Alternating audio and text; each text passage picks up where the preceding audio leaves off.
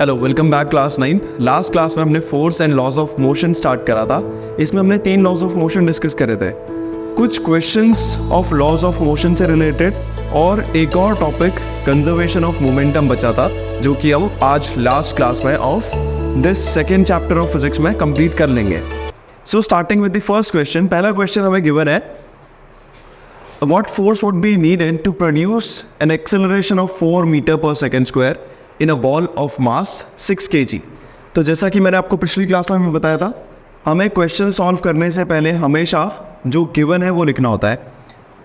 इससे हमें कौन सा फॉर्मूला अप्लाई करना है उसमें थोड़ी सी हेल्प हो जाती है। सो गिवन क्या है, acceleration is equals to 4 metre per second square, mass भी गिवन है 6 kg, और पूछा गया है कितना फोर्स रिक्वायर्ड होगा ये एक्सेलरेशन प्रोड्यूस करने के लिए।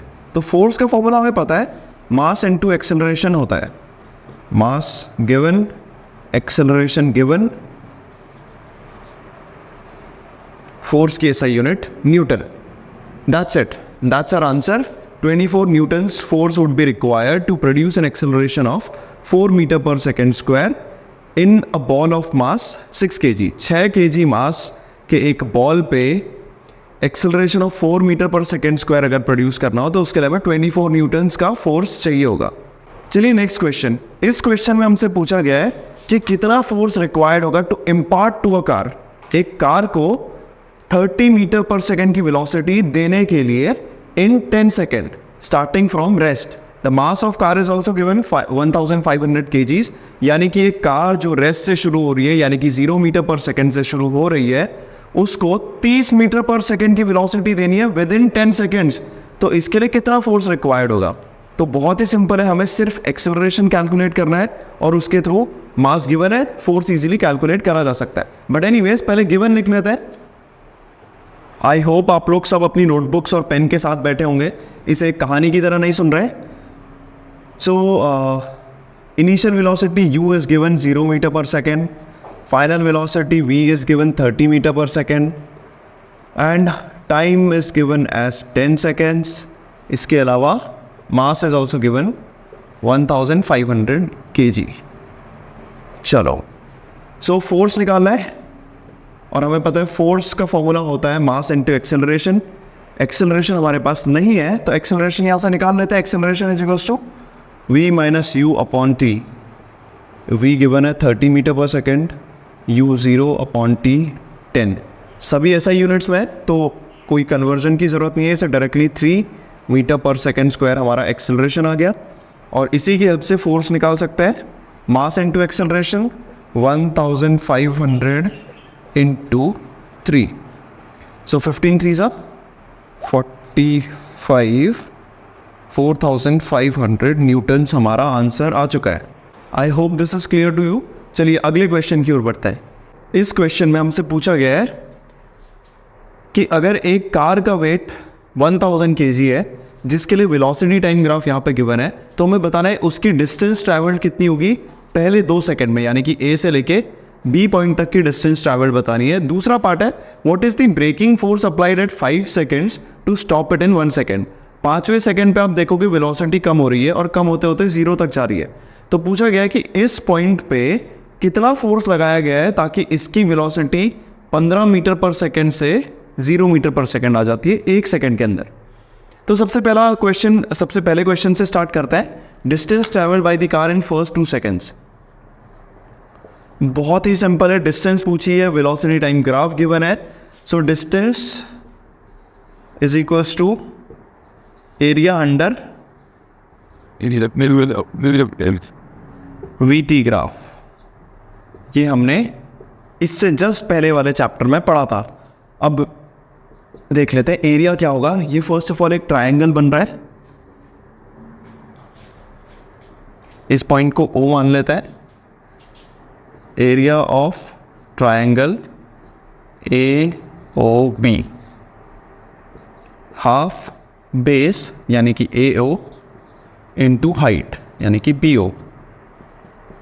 Half base AO 2 seconds, 2 seconds into BO height 15 metre per second square. ये हो गया 15 मीटर। तो distance travelled in the first 2 seconds is 15 metre. अगले पार्ट पे आ जाते हैं, what is the braking force applied at 5 seconds to stop it in 1 second।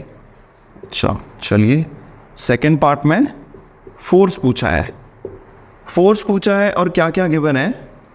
Force का फॉर्मूला मास इनटू एक्सेलरेशन होता है, तो बेसिकली हमें एक्सेलरेशन निकालना है। एक्सेलरेशन कैसे निकाल सकते हैं? इनिशियल वेलोसिटी u गिवन है 15 metre per second, 15 metre per second से फाइनली 0 मीटर पर सेकेंड में आ रही है, that too in 1 second only. ठीक है, सिंपल है। Acceleration is equals to v minus u upon t, 0 minus 15 upon 1, so minus 15 metre per second square हमारा acceleration आ चुका है। सिंपली अब इससे फोर्स निकालना है। Force is equals to mass into acceleration use कर सकते हैं। मास गिवन है 1000 kg इनटू एक्सेलरेशन माइनस 15, तो ये आ गया minus 15,000 metre per second square लिख रहा था। फोर्स निकाल रहे हैं जिसकी ऐसा यूनिट होती है न्यूटन। तो माइनस 15,000 न्यूटन फोर्स आ गया। माइनस में इसलिए क्योंकि स्पीड कम हो रही है, एक्सेलरेशन नहीं, रिटार्डेशन हो रहा है, तो रिटार्डेशन का साइन नेगेटिव होता है। अब अगला टॉपिक इसमें आता है law of conservation of momentum. Conservation मतलब कि मोमेंटम हमेशा कंजर्व रहता है, ना तो बन सकता है ना ख़त्म हो सकता है। तो ऐसा माना जाता है, इसमें बहुत सारे इफ्स एंड बट्स है, बट इलास्टिक कोलिजन के केसेस में माना जाता है कि कोलिजन दो ऑब्जेक्ट्स के टकराने से पहले जो टोटल मोमेंटम होता है, टकराने के बाद भी मोमेंटम वही रहता है, क्योंकि एनर्जी का बहुत ज़्यादा लॉस होता है, कई बार साउंड के फॉर्म में, कई बार लाइट के फॉर्म में, एंड अलग अलग फॉर्म्स में ये लॉस होते रहता है। कई बार बॉडी का शेप चेंज हो जाता है, बट अगर फुल्ली इलास्टिक कोलिजन हो तो मोमेंटम कंजर्व रहता है, और हम सभी सिचुएशंस में अज्यूम करके चलते हैं कि कोलिजन इलास्टिक है। चलिए, मोमेंटम कंजर्व कैसे रहता है, इसे एक एग्जाम्पल के थ्रू समझते हैं। लेट अस से दो ऑब्जेक्ट्स हैं। चलिए, ये एक सिनेरियो है जिसमें मास 1 और मास 2 एक दूसरे की तरफ आ रहे हैं वेलोसिटी u1 और u2 से, और टकरा जाते हैं। टकराने के बाद इनकी वेलोसिटी v1 और v2 हो जाती है। ये मास m2 है। तो हमें बता रहा है, हमें प्रूव करना है कि किस तरीके से मोमेंटम जो है वो कंजर्व रहता है। तो सिंपल सा इसमें हम लोग थर्ड लॉ ऑफ मोशन का इस्तेमाल करते हैं, every action has equal and opposite reaction. तो सबसे पहले हम देख लेते हैं फोर्स ऑन 1 ड्यू टू 2 क्या होगा। फोर्स ऑन 1 ड्यू टू 2, इस पे इस मास 2 की वजह से कितना फोर्स लगेगा। फोर्स का फॉर्मूला होता है मास इनटू एक्सेलरेशन। इसकी वजह से लग रहा है तो इसका मास m2 इंटू इसी का एक्सेलरेशन। इसका एक्सेलरेशन क्या होगा, u2 था, बाद में v2 हो गया, तो v2 minus u2 upon t। Then F21 भी निकाल सकते हैं इसी तरीके से। ये हो जाएगा m1, बिकॉज 2 पे कितना फोर्स लग रहा है, बिकॉज ऑफ 1, तो इसका मास इंटू इसका एक्सेलरेशन हो जाएगा। फाइनल वेलोसिटी v1 है और इनिशियली u1 थी अपॉन टाइम t। अब हमने सीखा था Newton's third law of motion में, every action is equal and opposite reaction. Action अगर मान लेते हैं F12 था, तो इसका इक्वल रिएक्शन होगा F21, बट साथ में ऑपोजिट भी होगा, यानी कि एक माइनस साइन के साथ आएगा। चलिए इसे लिख लेते हैं, m2 v2 minus u2 upon t is equals to m1 v1 minus u1 upon t। तो टाइम से टाइम तो कैंसिल हो जाएगा, एंड इसे हम लिख सकते हैं m2 v2 minus m2 u2 is equals to m1 v1 minus m1 u1। तो हम कह रहे हैं टकराने से पहले का मोमेंटम, टकराने से पहले ये प्लस ये था, सॉरी इसमें एक माइनस का साइन भी था, माइनस का साइन यहाँ पे भी आएगा, ये प्लस हो जाएगा, एंड ठीक है, कोलिजन से पहले इसको थोड़ा सा हमें रीशफल करना है। पहले वाले टर्म्स एक साथ ले आते हैं और बाद वाले एक साथ ले आते हैं। तो बाद वाले कौन से हो जाएंगे? फाइनल वेलोसिटी वाले जो टर्म्स है इन्हें एक साथ लिख लेते हैं, m2 v2 plus m1 v1 is equals to m1 u1, ये उधर जा करके प्लस हो जाएगा m2 u2। तो मास इनटू वेलोसिटी मोमेंटम होता है, हमें पता है। तो mass into velocity, final velocity ये वाला फाइनल वाला हो गया, फाइनल वाला मोमेंटम, और initial mass into initial velocity वाला टर्म कोलिजन से पहले इनिशियल वाला। सो ये इससे हमें आ गया final momentum is equals to initial momentum. अगर इस सिस्टम में एक्सटर्नली कोई फोर्स एक्ट नहीं कर रहा है तो फाइनल मोमेंटम और इनिशियल मोमेंटम हमेशा बराबर रहेंगे। इनिशियल मोमेंटम और फाइनल मोमेंटम हमेशा बराबर रहेंगे इन केस एक्सटर्नली कोई और फोर्स एक्ट ना कर रहा हो। मोमेंटम हमेशा कंजर्व रहता है, ये हमें अलग अलग एप्लीकेशंस के थ्रू पता चलते रहता है। जैसे कि एक रॉकेट जब उड़ता है तो जितना थ्रस्ट वो ज़मीन की तरफ लगाता है उतना ही फोर्स उसके ऊपर की तरफ मिलता है, इसी वजह से वो लिफ्ट कर पाता है। या जब हम एक बुलेट फायर करते हैं तो गन में एक रिकॉइल होता है, गन थोड़ा सा पीछे की तरफ आती है। ये भी हमें बताता है कि मोमेंटम कंजर्व रहता है, क्योंकि बुलेट पे जितना फोर्स लगाया गया है उसको जितना मोमेंटम दिया उतना ही मोमेंटम, क्योंकि इनिशियल मोमेंटम तो ज़ीरो था। गन और बुलेट जब एक साथ थी तो कोई वेलोसिटी नहीं थी, इनिशियल मोमेंटम ज़ीरो था।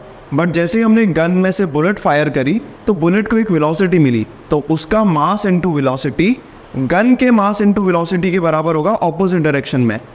जिस डायरेक्शन में बुलेट गई उसके ऑपोजिट डायरेक्शन में गन को जाना चाहिए, और उनका मास इनटू वेलोसिटी का सम बराबर, उनकी मास इनटू वेलोसिटी बराबर होनी चाहिए, उनका सम ज़ीरो होना चाहिए। ये इसी से हम प्रूव करते हैं कि जो मोमेंटम है वो हमेशा कंजर्व रहता है। चलिए मोमेंटम से रिलेटेड एक क्वेश्चन भी देख लेते हैं। इस क्वेश्चन में हमें गिवन है कि एक कार का मास 1500 किलो है, 1500 kg, जो कि 25 मीटर पर सेकेंड से ट्रैवल कर रही है। ये टकरा जाती है एक ऐसी कार B से जिसका मास 1000 kg और वो 15 मीटर पर सेकेंड से ट्रैवल कर रही है। दोनों सेम डायरेक्शन पर ट्रैवल कर रही है, ये भी गिवन है। हमें बताना है कि अगर कोलिजन के बाद कार A की वेलोसिटी 20 मीटर पर सेकेंड हो जाती है तो कार B की वेलोसिटी कितनी होगी। बहुत ही सिंपल सा केस है। लेट्स से ये है कार A जिसका मास है 1500 kg, 1500 kg, इसकी वेलोसिटी गिवन है 25 मीटर पर सेकेंड। दूसरी कार B है जिसका मास है 1000 kg, जिसकी वेलोसिटी है 15 मीटर पर सेकेंड। टकराने के बाद क्या होता है, कार A जिसका मास 1500 kg था, इसकी स्पीड हो जाती है 20 मीटर पर सेकेंड। हमें बताना है कार B की क्या वेलोसिटी होगी। इसे v2 मान लेते हैं। Okay, so conservation of momentum हमें बताता है कि m1 u1 plus m2 u2 is equals to m1 v1 plus m2 v2। चलिए, सो इनकी वैल्यू सिंपली पुट करनी है। m1 है हमारा 1500 into u1 initial velocity 25 plus m2 1000 u2 15 m1 v1 1500 into 20 plus 1000 into v2। सिर्फ एक अननोन v2 है। Easily अगर हम इस इक्वेशन को सॉल्व करेंगे तो उसका आंसर भी आ जाएगा। 25 into 15, 5 5 25, 5 1 5 2 10, 15 16 17, 1 2 1 2, 375 00 plus 15 000 is equals to 15 2 30 plus v2 showing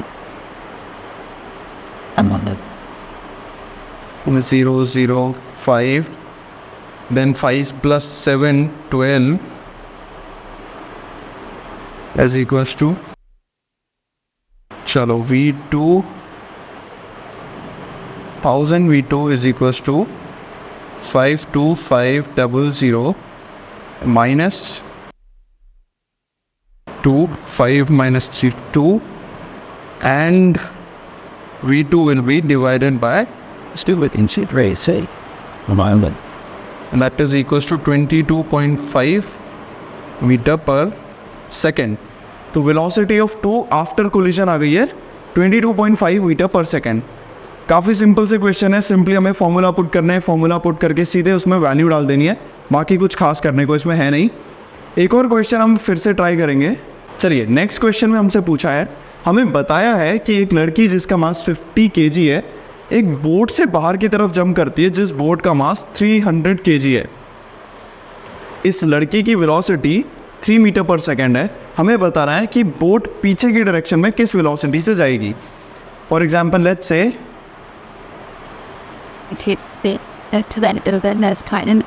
ये बोट है, इसमें ये लड़की है. अगर ये लड़की इस तरफ जंप करती है 3 मीटर पर सेकेंड से, तो आपको पता है कि ये बोट भी पीछे की तरफ जाएगी. चलिए इसे मान लेते हैं फाइनल वेलोसिटी v, क्योंकि इनिशियली तो दोनों रेस्ट में थे. इनिशियल कंडीशन भी बना लेते हैं. चलिए, बोट का मास 300 kg, लड़की का मास 50 kg. इसको ये 0 मीटर पर सेकेंड पे है, ये भी 0 मीटर पर सेकेंड पे है.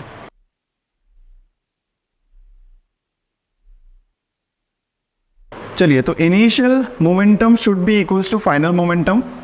और इनिशियल मोमेंटम क्या होगा? m1 u1 plus m2 u2 is equals to m1 v1 final m2 v2. Simple.